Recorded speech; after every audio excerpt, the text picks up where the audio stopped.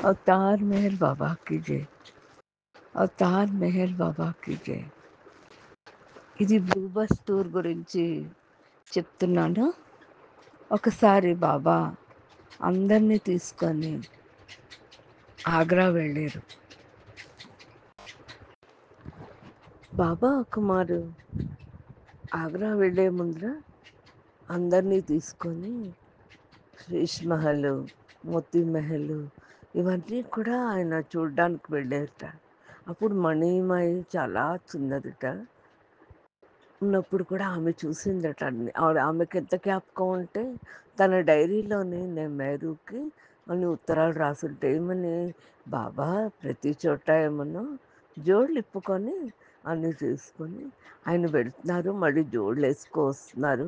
అక్కడ రూల్ అది, జోడు ఇప్పేసి అంత మహానుభావుడు, అంత దేవుడు కూడా జోళ్ళు ఇప్పాడా అని ఆశ్చర్యపోయేట ఇవన్నీ చూడడానికి. అప్పుడు అతనితో కూడా అప్పుడు ఆనాటి కాలంలోనే తను ఎలా ఉండేవాడో ఆ విషయాలు కూడా తను ఏమన్నా ఇక్కడ చర్చిస్తూ ఉండేవారు ఆయన.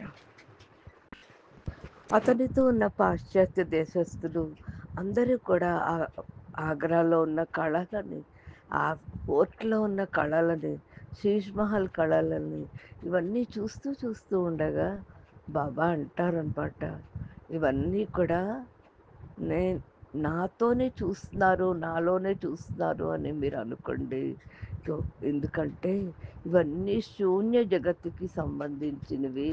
ఇవన్నీ కూడా ఒక కళ లాంటివి. ఇవన్నీ కూడాను నాట్ ఏ కళ. కళ వేరు, కళ వేరు. కళ అంటే మనం చూస్తున్నది, మన డ్రీమ్స్లో అంటే మనం పడుకున్నప్పుడు చూసే కళ. అది కళ. కళ అంటే ఆర్ట్. ఈ ఈ ఆర్ట్ని కళ్ళలోనే చూస్తున్నారు అని మీరు భావించండి. ఇవన్నీ బాబా ఆ టైంలోనట ఇది రౌండ్గా చేతులు పెట్టి ఇవన్నీ కూడా శూన్యము, ఇవన్నీ ఒక కళ లాంటివి, ఈ కళలన్నీ కూడా కళ లాంటివి అని మీరందరూ కూడా భావించండి. నాతో చూస్తున్నారు అన్నది ఒక అదృష్టం అనేది మీరు భావించండి. ఇవన్నీ చూస్తూ చూస్తూ మీరు ఏంటంటే వీటిలోనే మునిగిపోకండి. బాబా చాలా స్పీడ్గా నడిచేవారట. ఆ స్పీడ్గా నడిచి ముందరికి అందరితోని పరిగెట్టుకుంటూ ఆయన వెళుతూ ఉండేవారట. బాబా ఏమోను ఆ టైంలోనే అన్నీ చూపిస్తూ అనేవాడు ఏమిటంటేను, ఇవన్నీ కూడా నాలోనే నన్ను ఉంచుకో చూస్తున్నారా అని అడిగేవారట అందరినీ. అప్పుడు చెప్పాము నొరీనా మెద్బెలి ఇంకాను మిగతా వాళ్ళకి, ఇంగ్లీష్ వాళ్ళందరికీ చెప్తున్నట్టు ఇప్పుడు ఫ్రాన్సు, జర్మనీ ఇవి 2 కూడా దెబ్బలాడుకుంటున్నాయి కదా! అంటే బాబా ఆలోచన ఇక్కడ వీళ్ళందరికీ చూపిస్తూ కూడా అక్కడ పని చేసేదిట. ఎలాగా చెప్పారట, వాళ్ళిద్దరూ బలహీనులు. ఎవరు? ఫ్రాన్సును, జర్మనీ కూడా. వీళ్ళిద్దరూ దెబ్బలాడుకుంటున్నారు. 2 రాజ్యాలు కూడా చాలా బలహీనంగా ఉన్నాయి. అమెరికా మట్టుకు స్ట్రాంగ్‌గా ఉంది. కానీ హిట్లరు దాన్నేమోను వణికించేస్తున్నాడు. హిట్లరు వణికించేసరికల్లా అక్కడ వాళ్ళేమోను పిచ్చోళ్ళు అయిపోతున్నారు వాళ్ళందరూ కూడాను అని చెప్పారట. అప్పుడు ఆ సమయంలోని నొరీనా మెద్బెలి అందట, మనకెందుకు బాబా వాళ్ళు దెబ్బలాడుకుంటే చూస్తున్నది మీరే కదా! ఇవన్నీ మాకు అక్కడ దెబ్బలాటలవుతున్నాయి మాకేమైనా తెలుసా? కానీ మీరు మాకు చెప్తున్నారు కదా! తెలుస్తుంది. అయినా నేను సేఫ్‌గా ఉన్నాను. మీ దగ్గర వచ్చేసాను అని చెప్తుంటా. అక్కడి నుంచి వీళ్ళందరూ కూడా ఫతేపూర్ సిక్రీ వెళ్ళారట. ఫతేపూర్ సిక్రీలోని ఏమోను అక్కడ బీర్బల్, అక్బర్, బీర్బల్ వీళ్ళిద్దరూ కూడా చాలా ప్రసిద్ధమైన వాళ్ళు. వీళ్ళు గ్రేట్ సోల్స్ వీళ్ళందరూ కూడాను. అందులో బీర్బల్ అయితే చాలా పెద్ద గ్రేట్ సోలు. మన విజయనగరం మహారాజు చూసారా ఉండేవారు, అలాగే కృష్ణదేవరాయలు వాళ్ళందరూ అలా ఆ టైప్ వాళ్ళు వీళ్ళందరూ కూడాను. వీళ్ళు కూడా చాలా గొప్పవాళ్ళు వీళ్ళందరూ కూడా అని చెప్తే అప్పుడు అంటారు, బాబా మమ్మల్ని ఎప్పుడు విజయనగరం తీసుకెళ్తారు అని నొరీనా మెద్బెలి అడిగిందట. తప్పకుండా తీసుకెళ్తాను. మన దక్షిణ భారత యాత్రలోకి వెళ్ళినప్పుడు తప్పకుండా తీసుకెళ్ళి అవన్నీ కూడా మీ అందరికీ చూపిస్తాను. వాటి గురించి కూడా వాటిలో నివసిస్తున్న గ్రేట్ సోల్స్ వాళ్ళందరూ కూడా ఇప్పుడెక్కడ పుట్టారో, ఎలా ఉన్నారో కూడా నేను చెప్పగలను. ఎందుకంటే నేను భూత, భవిష్య, వర్తమానం అన్ని గురించి నాకు తెలుసు. నాకు ప్రత్యక్షంగా కనిపిస్తున్నాయి.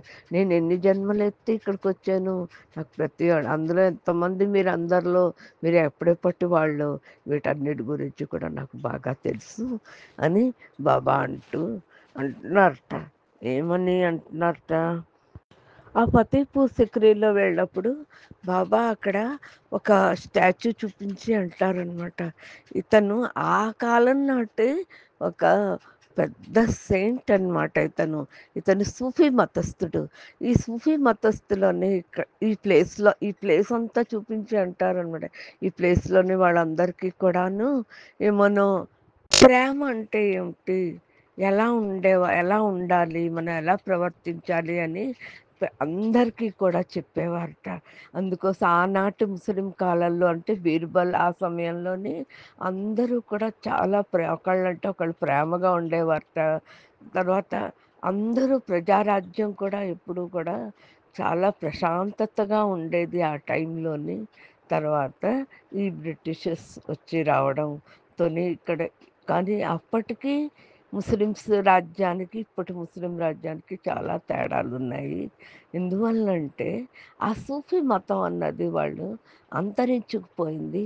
కాబట్టి నేను మళ్ళీ ఆ సూఫీ మతానికి చెందిన వాడినే కాబట్టి, ఆ సూఫీ మతంలో ఉన్న ప్రేమని తీసుకొచ్చానిప్పుడు. అందుకోసం మిమ్మల్ని మీరందరికీ కూడా ఇవన్నీ చూపించడం జరుగుతున్నది. అంటే ఆనాటి కాలంలో కూడా సూఫిజం ఉన్నది అని చెప్పడానికి ఇదొక పెద్ద నిదర్శన అని చెప్తూ ఇంకా అంటున్నారు. బాబా అంటున్నారు, మళ్ళీ అందరూ కూడా తిరిగి పదండి అందరూ మనం రూమ్‌కి వెళ్ళిపోదాం. అక్కడ ఇలా కాటేజ్ అని ఒకటి ఉండేదట. అక్కడ ఉండేవారు. అక్కడ నడుపుతున్నదేమోను మిసెస్ బ్రౌను. ఇంకా ఆహ్, ఎలిజబెత్, నోరినా వీళ్ళందరూ కూడా వచ్చాక అక్కడ అందరూ కూడా కూర్చొని అందరికీ ఒక్కొక్క పని అప్పచెప్పారట బాబా. ఈ పని ఎలా చేయించేవారంటే చాలా షెడ్యూల్ కూడా చాలా కష్టంగా ఉండేదట. ఎక్కడ ఎవరికీ కూడా ఏమోను ఒక రెస్ట్ అంటూ అన్నది ఉండేది కాదట బాబాతో ఉన్నప్పుడు. పరిగెట్టించేవారట ఆయన అలా తీసుకెళ్ళి.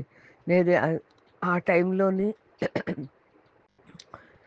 ఏమో కరెంటు నీళ్ళ సదుపాయం కూడా ఎక్కువ ఉండేదట కాదట. సో, అప్పుడేం చేసేవారట ఆనాటి కాలంలో నీళ్ళెలా వాళ్ళు చేసేవారు, నీళ్ళెలా ఉంచుకొని పంపుల ద్వారా పంపించేవారు. పూర్తి ఊరంతటికి కూడా యమునా నది నీరు కూడా ఎలా పంపించేవారు. అప్పుడు బాబా వాళ్ళందరికీ అంటే ఆనాటి కాలంలో ఎలాగా బీర్బల్ ఆనాటి కాలంలో ప్రజలకి వాటర్ ఎలా సప్లై చేసేవారు అన్నది ఒక ప్లేస్ ఉందట.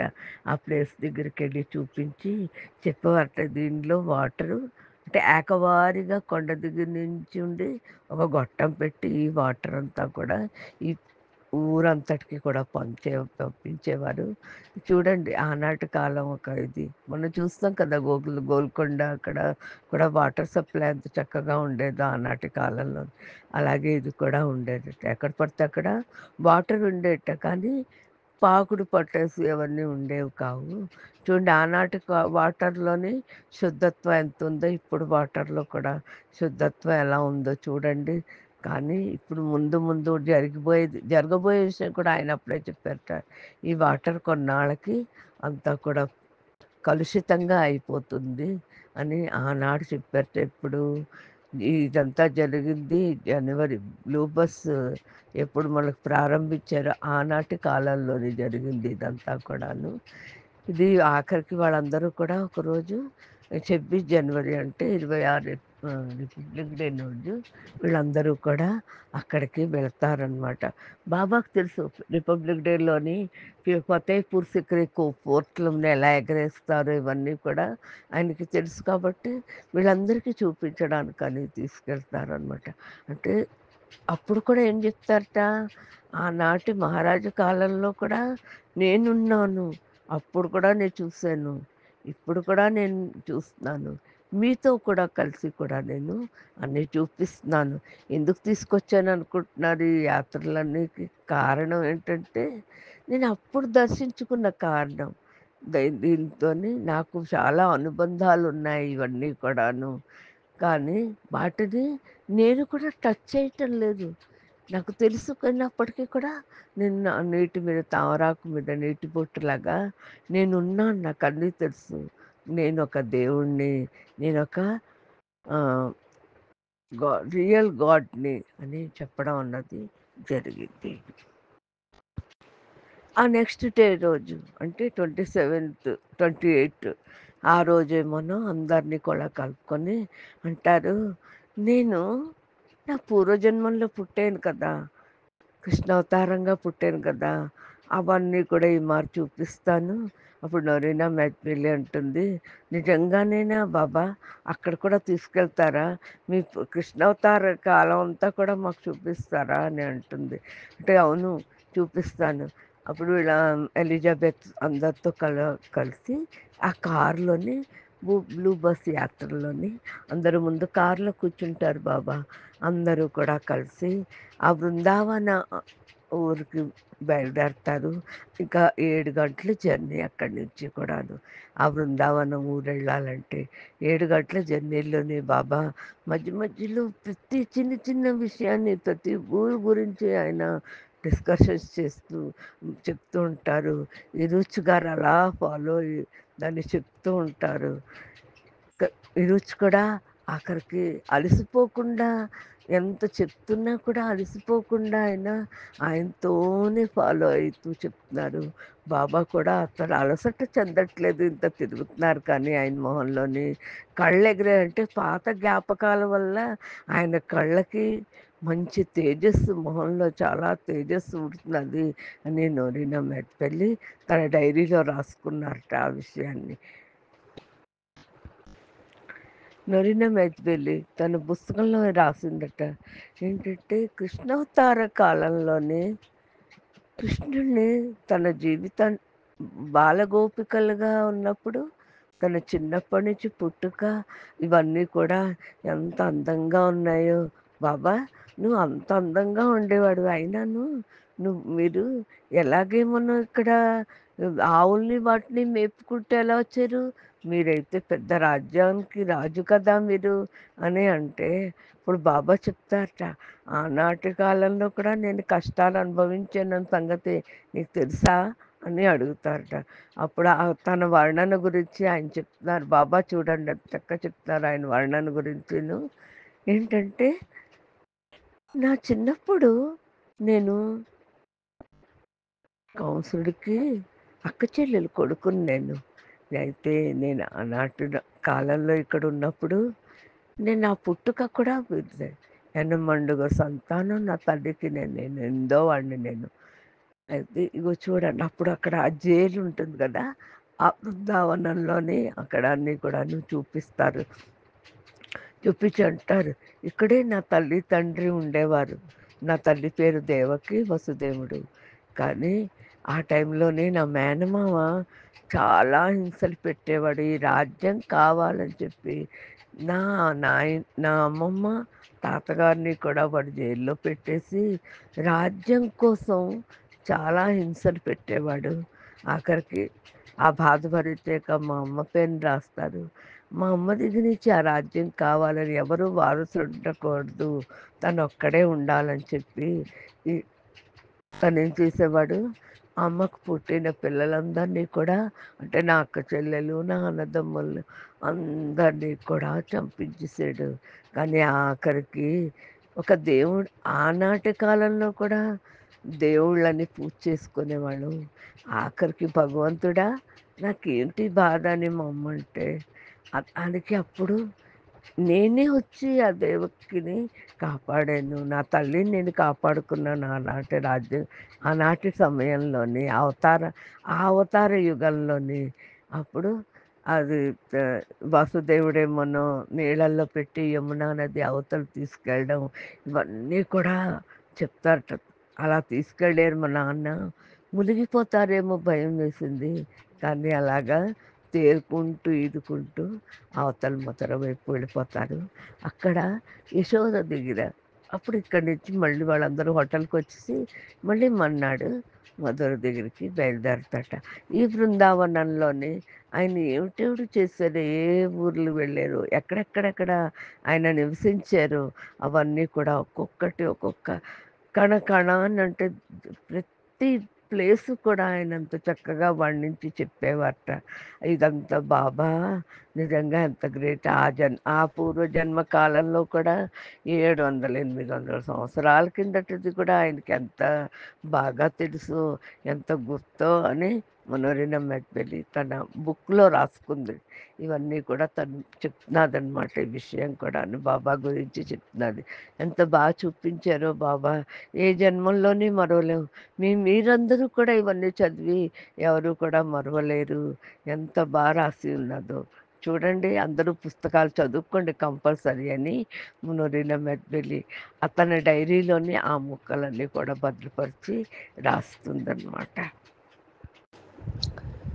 బాబా బృందావనంలోనే ఒక కోయిలకి తీసుకెళ్లారట. దాని పేరు బాకీ బిహారీ మందిర్ అనమాట. బాకీ బిహారీ కోయిల అని అంటారు దానిని. అక్కడే కొంచెం దూరంలోనే తన తల్లి, తండ్రి ఉంటున్న నివాసం తర్వాత తర్వాత తర్వాత ఆయన ఎలాగా తల్లి, తండ్రికి ఒక గుడి కట్టించారో, ఎలా వాళ్ళకి నిర్వాసాన్ని ఏర్పరి ఏర్పాటు చేశారో అవన్నీ కూడా చూపిస్తూ అన్నారట. అక్కడే ఒక కాళింగ మర్దన మనం వింటూ ఉంటాం కదా! కాళింగ మర్దన చేసిన ఆ టైంలోని రాధాకృష్ణుడుట ఆ సర్పం మీద ఇద్దరు కలిసి డ్యాన్స్ చేశారట. అప్పుడు మేరాకు చూపిస్తూ బాబా అంటారు, చూసావా మన ఇద్దరం ఆ టైంలో ఎలా డ్యాన్స్ చేస్తున్నాము.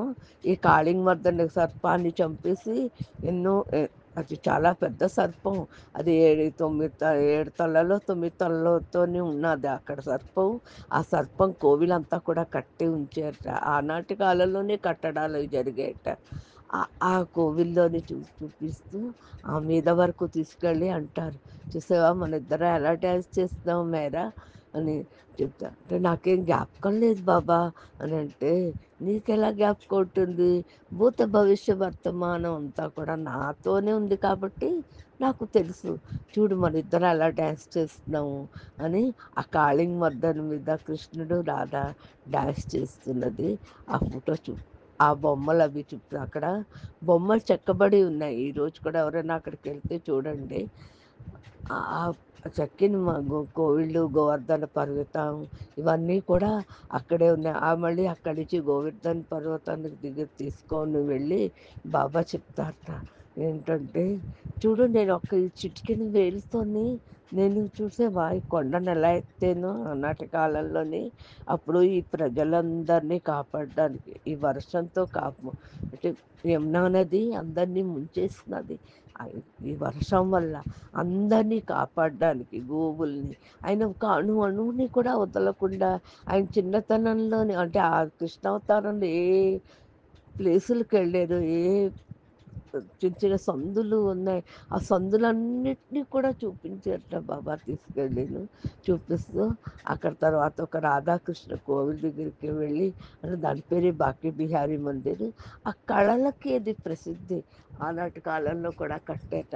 కానీ ఈరోజు కూడా ఇది చూసావా బృందావనం అంటే అందరికీ ప్రేమతో కూడిన వనము అని అర్థము.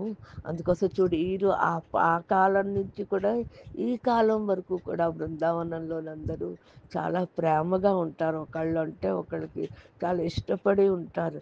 అక్కడ గొడవలు ఆడుకోరు అందరూ కూడా. ఎవరు కూడా నాది నాకు అన్న విషయాన్ని ఇక్కడ ఉండదు ఈ ప్లేస్లోని అని అప్పుడు చెప్పాక ఈ రోజు కూడా కొంతమంది చెప్తున్నారు. ఏంటంటే ఆవిడ ఎవరైతే మనకి చెప్తున్నారో ఆవిడ అంటున్నారు, ఈరోజు కూడా అక్కడ అందరూ కూడా కలిసిమెలిసి ఉంటారు.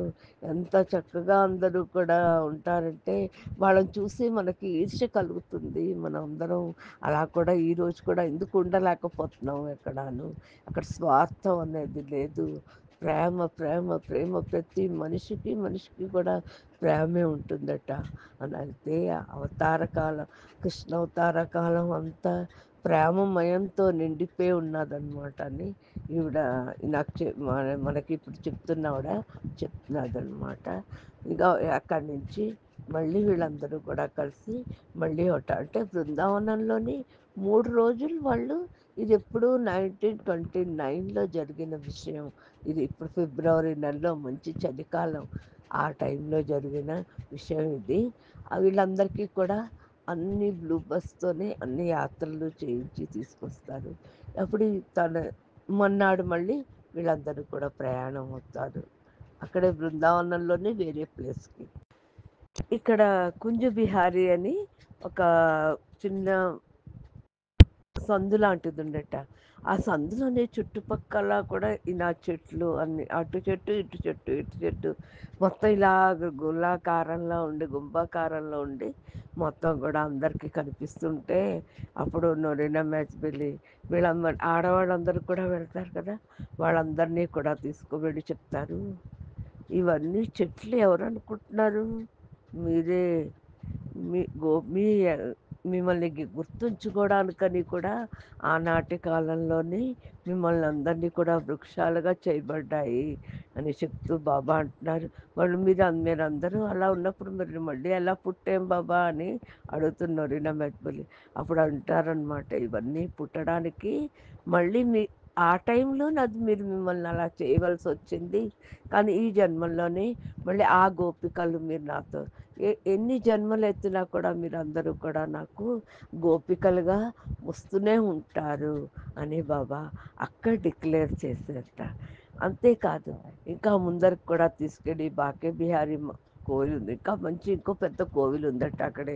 ఆ కుంజ బిహారీలోంచి వస్తున్నప్పుడే గౌరీఘాట్ అనేదో ఉంటుంది. ఆ గౌరీఘాట్ దగ్గర తన తల్లి తనకి స్నానం చేయించినట్టు, ఆ ఒట్టెలో అంతా కూడా పెరుగులు అవి, ఇగో ఈ ఇంట్లోని నేను ఎక్కువ దొంగతనం చేశాను వెన్న. మళ్ళీ చూడు, ఈ ఇంట్లోని నేను ఎక్కువ పాలు తాగేసేవాడిని. ఇగో ఈ ఇంట్లోనేమోను నేను అంతా కూడా ఏం చేసేదాన్ని, గోపికల మొహాలకు అన్నీ రాసి పరిగెట్టేవాడినని ప్రతి ఇల్లు ఇల్లు ఇల్లు కూడా లోపలికి తీసుకెళ్ళి చూపించేవారట. అక్కడే ఒక చిన్న సంఘటన జరుగుతుందట. ఏంటంటే ఆ కొంచెం ముందరకు వచ్చాక అక్కడ కుంజ బిహారీ కోయిల్ ఉంటుంది కదా, అక్కడేమో శ్రీకృష్ణుడి కోయిల్ అది. అప్పుడు వాళ్ళందరూ ఆ ప్రేస్ట్ ఉంటారంట, పూజారి ఉంటాడు. ఆ పూజారి అంటట, ఇది ఏమోను కృష్ణుడి కోవిల, ఇక్కడేమోనో మురళి వాళ్ళ అని పిలుస్తా అంటే, ఫ్లూట్ వాయించిన కృష్ణ నేను పిలుస్తాను ఈ ఈ కోవిల్ని అని అంటారు. అవునేమో నీకు వినిపిస్తున్నాయా కృష్ణుడివి పాటలు వినిపిస్తున్నాయా అని అంటే, ఇక్కడ మ్రోగుతూ ఉంటుంది, మీకు తెలీదా? ఇక్కడ అప్పుడు మణి ఆ మణి అంటుందట, ఓ ఈ ప్రేస్ట్ నా అన్నదమ్ముడు దేవుడు, ఆ దేవుడి దగ్గరే ఆ దేవుడి గురించి చెప్తున్నాడా, ఓహో అని నవ్వుకుంటుందట మనసులో అంతా కూడాను. అప్పుడు అంటుందట, అంటే ఆ కృష్ణుడు అప్పుడు కూడా మా అన్నయ్య వాయించేవాడు కదా, ఇప్పుడు కూడా వాయిస్తాడు కదా ఫ్లూటు. కానీ ఇప్పుడు మౌనాన్ని మౌనం మౌనంగా ఉండడం ప్రారంభించారు కదా బాబా, అందుకోసం మరి ఇంకేంటి వాయిస్తారు, అంతకుముందు ఫ్లూట్ కూడా వాయించేవారు బాబా అని మనకి ఇప్పుడు తెలుస్తున్నది. అంటే 1925కి ముందర ఆయన ఫ్లూట్ కూడా వాయించేవారు అని. ఆ విషయాన్ని కూడా బాబా మణి ఎంత చక్కగా రాసిందంటే, ఆ ఫ్లూట్ వాళ్ళ గురించి ఈ ఫ్లూట్ వాళ్ళతో చెప్తున్నారా? అయ్యో! ఆ ప్రేస్ట్‌కి తెలీదు అసలైంది. అంటే బాబా ఎక్కడికెళ్ళినా కూడా నేను దేవుడిని, నేను ఇలా అని ఎప్పుడు ఆయన ఎక్కడ డిక్లేర్ చేసి చెప్పలేదట. చెప్పలేదు. అంటే ఇవి వీళ్ళకందరికీ తెలుసు. అంటే బాబా మండలి సభ్యులందరికీ తెలుసు. కానీ మిగతా వాళ్ళెవరికీ తెలియదు. కానీ అక్కడ ఆయన తన జీవితాన్ని గురించి, జన్మలకి నేనేను అవతారుణ్ణి అని ఒక మాట ఎవరితోనైనా చెప్పనివ్వలేదు. బయట అన్నయ్య వచ్చాడు, అన్నయ్య వెళ్ళారు అన్న విషయాన్నితోనే ఆయన మొత్తం బ్లూ బస్ టూర్ అంతా కూడా అలాగే చేశారు ఆయన. అయితే పెద్దన్నయ్యగా నేను ఉంటాను అని చెప్పేవారట అందరితో. ఇంతట్లోనూ ఒక ఇరుసుతో చెప్తారట. ఈ కోవిల్ అందరికంటే ఓ రోజు మనం అందరం కూడా రేపు పొద్దున్న అందరూ 4:30కి లేచిపోయి ఈ కోవిల్కి వెళదాం అందరూ కూడా. ఆ ప్రీస్ట్ ఉంటారు కదా! ఆ ప్రీస్ట్‌తో చెప్పు. నువ్వేంటంటే రేపు పొద్దున కోవిల్ తెరిచి ఉంచమని చెప్పు. నువ్వు కూడా వాడితోని అక్కడ నిల్చో. కానీ నిల్చోవాడు తీసే వరకు కూడా. తర్వాత మీరందరూ ఎవ్వరూ అక్కడ ఉండకుండా మీరు కిందకి దిగిపోయి వెళ్ళిపోండి. ఆ పిల్లాడు కూడా ఉంటాడు. మాకు గైడ్స్ చేసే ఒక పిల్లాడున్నాడు. ఆ పిల్లాడు కూడా అక్కడ రాకూడదని చెప్తారట. ఇంతట్లోనేమోను ఆహ్, ఆ మర్నాడు పొద్దున్నే బయలుదేరి బాబా 4 గంటలకే బయలుదేరి ఈ నూరిన మెడ్బలి, మణి, మెహరా అందరినీ తీసుకొని ఆ కోవిలికొస్తారట. ఆ కోవిలికొచ్చి అక్కడేంటంటే మనకి కర్టెన్‌లు వేసి ఉంటాయి కదా! ఆ కర్టెన్‌లన్నీ కూడా తీయించి ఎలా చెప్తారో చూడండి. ముందర ముందర కూడాను. ఆయన చెప్తారట. ఏంటంటే, "ఇగో చూడు, మనం ఎవ్వరు ఇక్కడ ఉండకూడదు. మగాళ్ళెవరు ఉండకూడదు. నువ్వు కూడా ఉండకూడదని" రుచికి చెప్తారట. నువ్వు కూడా ఉండకూడదు. బాబా మరి మీరు చెప్పింది వీళ్ళకి ఎలా తెలుస్తుంది అనంటే, తెలియజేసేది నేనే. వాళ్ళకి ఆంతరిక భావంగా నేనే తెలియజేస్తాను. ఎవ్వరు ఇక్కడ ఉండొద్దు. నువ్వు కూడా వాడితో వెళ్ళిపో అని అంటారట. అయితే సరే అని బాబా అని చెప్తారట. ఐరోజు గారు చెప్తారట. అప్పుడు మర్నాడు పొద్దున్నే ఆ కోవిల దగ్గర తీసుకెళ్ళి ఆ కర్టెన్‌లన్నీ తొలగించి మెహరా లోపలికి తీసుకెళ్ళి చెప్తారట. చూడు, ఆనాటి కాలంలోని ఈ మురళి పట్టుకొని నేను వాయిస్తుంటే నా చుట్టూ నువ్వే తిరిగేవు. ఇగో ఈ చుట్టూ అంతా ఇలా నువ్వు తిరిగి చుట్టూ ప్లేస్ అంతా నువ్వు తిరిగిన ప్లేస్ ఇది. ఎంత గొప్పదానివో చూసావా? నీ సోల్ ఎంత గొప్పదో నీకు తెలియలేదు. కానీ ఆనాటి కాలంలో నువ్వు రాధగా నాకు ఎంత దిగ్గునున్నావు. ఈనాటి కాలంలో కూడా నువ్వు మెరాగా ఈనాటి యుగం అంటే ఈ అవతార యుగంలో కూడా నువ్వు నాతోని రా రాధగా ఉన్నావు. అప్పుడు అందరిని కూడా ఇంతట్లోని ఎవరైతే గైడ్ చేస్తాడో ఆ పిల్లోడు వచ్చేస్తాడు. అప్పుడు బాబాకి చాలా కోపం వచ్చేసిందట. కోపం వచ్చి చెప్తారట. నేను రావద్దని చెప్పాను కదా! ఈ రుచికి అంటే ఎందుకొచ్చారు అని అంటారట. వీళ్ళందరి మనసుల్లో కూడా అవన్నీ మెలుగుతాయి. అమ్మో! బాబా రావద్దన్నారు కదా! ఏమవుతుందో? అయితే ఇతట్లోని బాబా ఏం చేస్తారట, ఆ పిల్లాడి కాలర్ ఉంటుంది కదా! వెనకాతల షర్ట్ పట్టుకొని, ఆ తర్వాత దంజం ఉంటుంది. ఆ దంజం 2 పట్టుకొని తిప్పేసి ఆ పిల్లోడిని కిందకి విసిరిస్తారట బాబా. అంత బలంగా విసురుతారట. కానీ వాడికి ఒక్క దెబ్బ కూడా తగలలేదట. కింద పడిపోయి ఎక్కడ పడిపోయానో, ఎలా పడిపోయానో అతను చూసి తేరుకోలేనంతట్లోనే నిమిషంలోనే అవన్నీ జరిగిపోతాయట. ఆ ప్రీస్ట్ తర్వాత బాబా ఆ కోవిలంతా చూపించి మళ్ళీ అందరినీ కిందకి దిగాక అప్పుడు ఆ పిల్లాడిని అంటారు. అంటే నీకు దెబ్బ తగలలేదు కదా అని అంటే, అప్పుడు ఆ పిల్లడు బాబాని పోల్చేసుకొని నా మురళి వాళ్ళ వచ్చాడని కా కేకలేస్తూ ఉంటాడట. ఆ కేకలకి బాబా అంటారట, వాడిని బెరుస్తూ చెప్తారట. చూసావా, ఇక్కడ వచ్చాక ఎవ్వరూ నన్ను పోల్చుకోలేదు. కానీ ఈ పిల్లడు నన్ను పోల్చేసుకున్నాడు. ఆనాటి కాలంలోనే కృష్ణ అవతారం వాడిని, నేనే కృష్ణని అని పోల్చుకున్నాడు వాడు. ఎందుకంటే నేను వాడిని పట్టుకొని దంజం పట్టుకొని నేను వాడిని విసిరిసాను కిందకి. కానీ వాడికి ఒక్క దెబ్బ కూడా తగలలేదు. కాబట్టి వాడు నన్ను చూడు ఎలా చక్కగా పోల్చేసాడు. పద నేను మీతో వస్తాను. అక్కడ పూజారితో చెప్తాడట, ఈ పిల్లాడిని మాతో తీసుకెళ్తున్నాం అని చెప్తారట. ఆ పిల్లాడిని కూడా తీసుకెళ్ళడం అన్నది అక్కడికి తీసుకెళ్ళడం అన్నది జరుగుతుంది. బాబా తనతోనే తీసుకెళ్తారు. ఆ పిల్లాడు ఎంత మైమర్చిపోయి ఉంటాడో, బాబా చెయ్యి పట్టుకొని, బాబా కాళ్ళు పట్టుకొని, బాబా ముక్కు పట్టుకొని, అలా చేతులు పట్టుకొని చూస్తూ ఉంటాడట ఆ పిల్లాడు. వెళ్ళే వరకు కూడా బాబా బృందావనం అంతా దాటి వెళ్ళే వరకు కూడా ఈ సంఘటన ఎంత పెద్దదిగా చాలా రాశారు ఆ పుస్తకంలోని. బస్ టూర్ పుస్తకంలో రాశారు. ఆ వెళ్ళేసరికల్లా కొంచెం ముందరకెళ్తే అప్పుడు ఈరోజు చెప్తారట, నువ్వు ఎంత గ్రేట్ సోల్‌వో ఈరోజు నువ్వు బాబాని పోల్చేసుకున్నావు. నీ జీవితం చాలా మంచిది. నీకు ఇక్కడ ఒక కోవిల కట్టబడుతుంది నీ పేరు మీద అని చెప్తారట. ఈరోజు చెప్పిస్తారట ఆ పిల్లాడికి బాబా. చెప్పించాక అందరూ కూడా మళ్ళీ బృందావనం నిలిపి అక్కడి నుంచి బయలుదేరిపోయి ముందరకొచ్చి బాబాను రాధా మెహరా కూడా అక్కడక చిన్న వేషం వేసుకుంటారట. ఏంటి కృష్ణుడుగాను, రాధగాను వేసుకొని అక్కడ ఫోటో తీయించుకుంటారట. ఆ ఫోటో మనం చూసాం చాలా వాటి దగ్గర చూసాం కూడా మనం అందరం కూడా ఫోటోలు. ఆ ఫోటో ఎప్పుడు కూడా ఇప్పటికి కూడా చిరస్థాయిగా ఉంది. అయితే మనం చెప్పవలసిందేంటంటే, బాబా ఎంత మహనీయుడో! ఆ అవతార కాలంలో ఏది చేశారు, ఈ అవతార కాలంలోనూ కూడా ఆయన ఇంత బాగా చెప్పారు. చెప్పి దాని తర్వాత అతను ముందరికెళ్ళిపోతారు. ఆ ముందరికెళ్ళి అందరూ కూడా మళ్ళీ కాటేజ్‌కొచ్చేసి కూర్చుంటారు. మళ్ళీ ముందరికి మర్నాడు ప్రోగ్రాము మొదలెడదామని అందరూ అంటే ప్లానేసుకుంటారనమాట. ఆ ప్లాన్‌లోని ఇంకో భాగం. అక్కడ ఇంకో సంఘటన కూడా జరిగిందట ఇలాగేను. ఒక కోవిలుందట. ఆ కోవిల్లోకేమోను బాబా అంటారు, "మర్నాడు పొద్దున్నే అందరినీ తీసుకొని వెళ్ళాలి. ఈరోజు నువ్వేమోను పూజారి ఉంటాడు కదా! వాడిని రానీయకు అక్కడికి. నువ్వేమోను తీసుకెళ్ళిపో వాడిని" అని అంటాడట. అదేంటి ఎల్ల బాబా వాడు రావడం ఎలా మానేస్తాడు? అర్థం అవ్వటం లేదు. వాడికి ఎలా అంటే, ఇదంతా నీ బుద్ధి మీద డిపెండ్ అయ్యి ఉన్నది. నువ్వు ఎలా చేస్తావో నాకు తెలీదు. నేను చెప్పిన ఆజ్ఞని నువ్వు తప్పకుండా పాటించాలి. అంటే ఈ వినయం, విధేయతని నువ్వు చూపించాలి అని చెప్తారట బాబా. అయితే అక్కడి నుంచి ఏమన్నా సరేలెండి అని అంటాడు. బాబా ఈరోజు కూడా కొంచెం దూరంలోనే ఆ బ్లూ బస్ దగ్గర నిల్చొని ఉంటారట.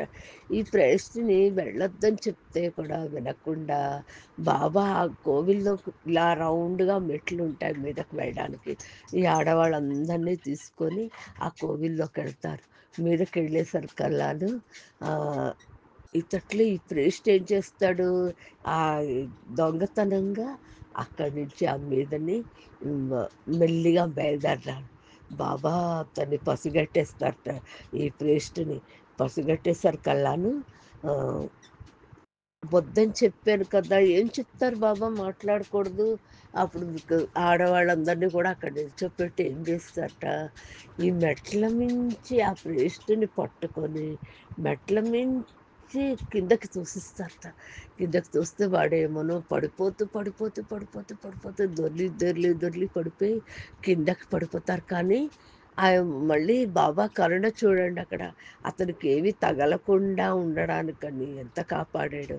కిందకి పడిపోయినా కూడా ఒక్క దెబ్బ కూడా ఆయనకి తగలదుట. అప్పుడు ఎందుకు రావద్దని చెప్పాం కదా! ఎందుకొచ్చారు అని తర్వాత సంభాషణలోని మనకి తెలుస్తుంది. ఆ ప్రీస్టు అప్పుడు దండం పెడతాడట బాబాకి. నీలో ఏమిటి శక్తున్నది? నాకు ఇలా నిజంగానే అంత మీద నుంచి నేను కింద వరకు పడిపోతే దెబ్బలే తగులుతాయి కానీ, నాకొక్క దెబ్బ కూడా తగలలేదు బాబా. నాకొక్క దెబ్బ కూడా తగలలేదు. నీలో ఏమిటి మహిమున్నాదని. అప్పుడు చాలా దీక్షగా బాబాని చూడడం ప్రారంభిస్తాడట.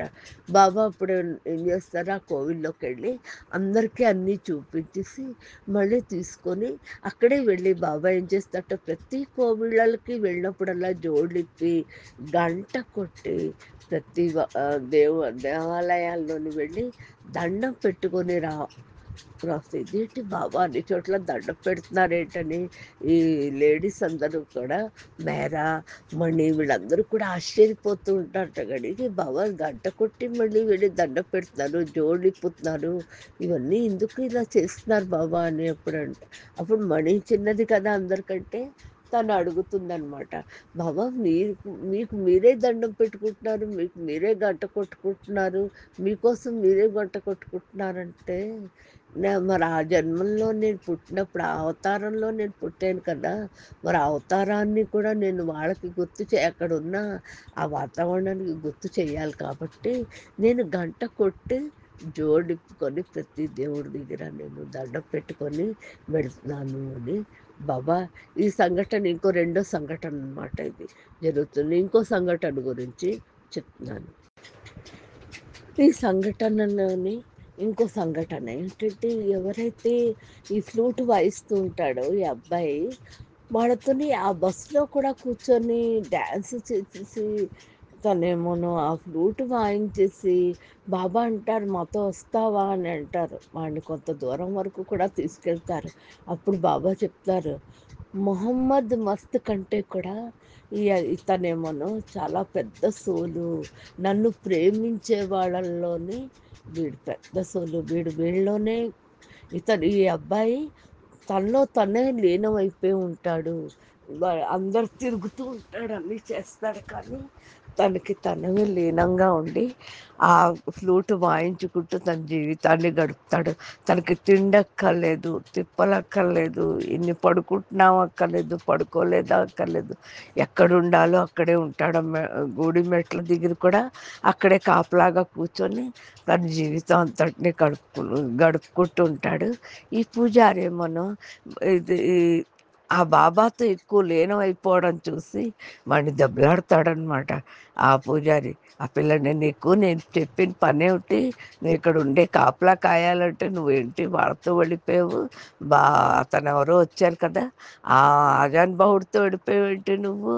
కానీ పూజారి తెలుసుకోలేకపోయాడు బాబాని, కానీ ఈ పిల్లడు మట్టుకు ఆ బాబాని తెలుసుకొని నా దేవుడు, నా కృష్ణుడు అనే ఒకటే వర్లాపంతో ఇంకా అందంగా, ఇంకా అందంగా వాయించడం మొదలెట్టాడు. ఆ వాయిద్యానికిట ఆ చుట్టుపక్కల జనాలందరూ కూడా బాబాని కదలనీయకుండా కూడా అందరూ వచ్చి కూర్చొని ఆ బాబాని చూస్తూ, ఈ పిల్లాడిని చూస్తూ, బాబా మంత్రముగ్ధులు అయిపోయి ఆ పిల్లడు కేసి చూస్తూ కూర్చొనేవాట.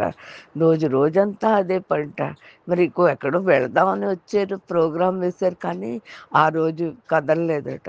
కానీ బాబా మటుకు తన పని కోసం ఏం చేసేవారు, పొద్దున్నే లేచి మొహమ్మద్ మస్తుకి స్నానం చేయించి తనతోనే మొహమ్మద్ మస్తు కూడా తనతోనే తీసుకొచ్చారు. అతనితోనే తీసుకొచ్చారు, స్నానం చేయించి అన్నీ చేయించి అన్ని చోట్ల తిప్పేవారట. అంటే అతనికి ఎక్కడైనా తెలుస్తుంది అన్న విషయంతోనమాట. ఆ నా చుట్టూ తిరిగి మొహమ్మద్ మస్తు కూడా ఈ బా ఈ అబ్బాయి ఫ్లూట్ వాయిస్తుంటే తన్మయత్వంతో కూర్చొని వింటూ ఉండేవాట అలాగా. చూడు, మొహమ్మద్ మస్తు మామూలుగా అయితే అందరినీ దెబ్బలాడతాడు, కానీ చూడు వాడు దెబ్బలాడలేదు, ఎలా నిల్చొని చూస్తున్నాడు, అన్నీ వింటున్నాడు శుభ్రంగాను అని బాబా చెప్తారనమాట. ఆ అబ్బాయి గురించి వర్ణన మెహరా మెహర్లోని చాలా బాగా చదువుతారు అందరూ కూడాను. జై జై బాబా అండి. ఇంతటితో ఇది ఆపుతున్నాను. ఇవి విన్నందుకు అందరూ కూడా, అందరికీ జై బాబాలు, ప్రత్యేకమైన జై బాబాలు.